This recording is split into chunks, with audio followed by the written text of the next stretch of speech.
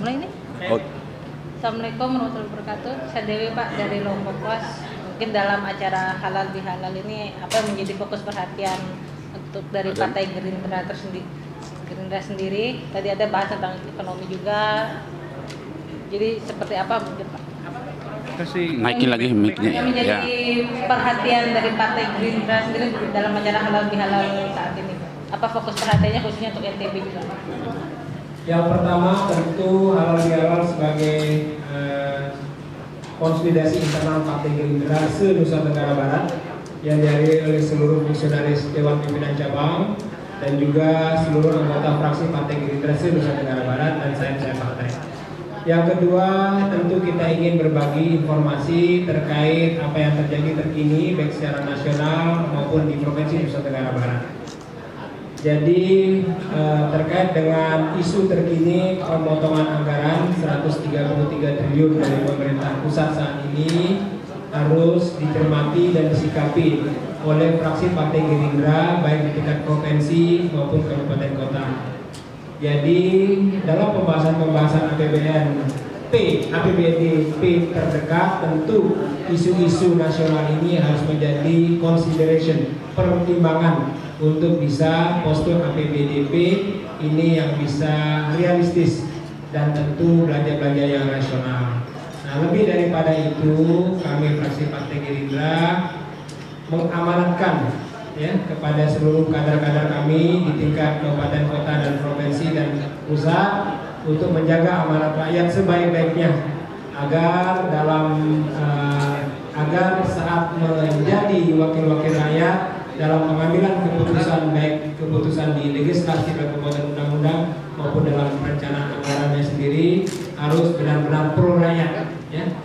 Apapun kondisi secara nasional tentunya kita fraksi Partai Gerindra akan tetap bersama rakyat. Walaupun saat ini fraksi Partai Gerindra berada di luar pemerintahan khususnya di tingkat pusat.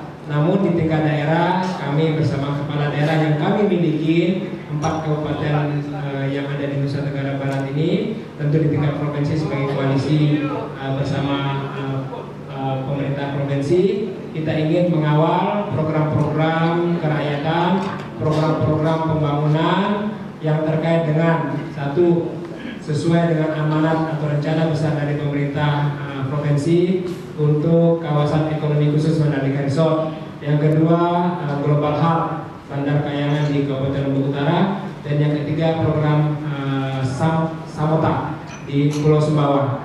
Jadi ini menjadi 3 program prioritas selain pada program pijak sapi, jagung dan rumput laut yang kita harapkan dari hulu ke hilirnya, hilirisasinya pada industri-industri penunjang pengolahan industri kita harus kita persiapkan dalam mencapai tingkat pertumbuhan yang berkualitas. NTB sebagai daerah yang memiliki pertumbuhan yang tinggi, namun kita harapkan angka kemiskinan, angka pengangguran, kesenjangan bisa lebih turun lagi. Tentu dengan IPM, walaupun kita sudah termasuk fast moving, ya.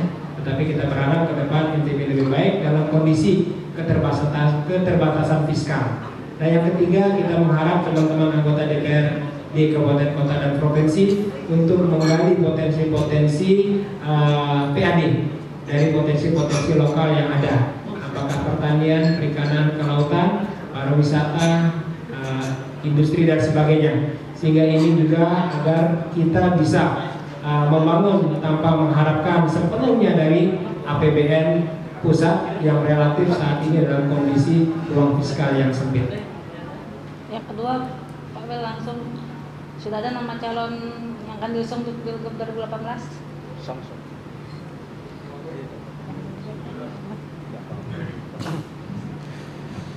Pertanyaannya, terima kasih.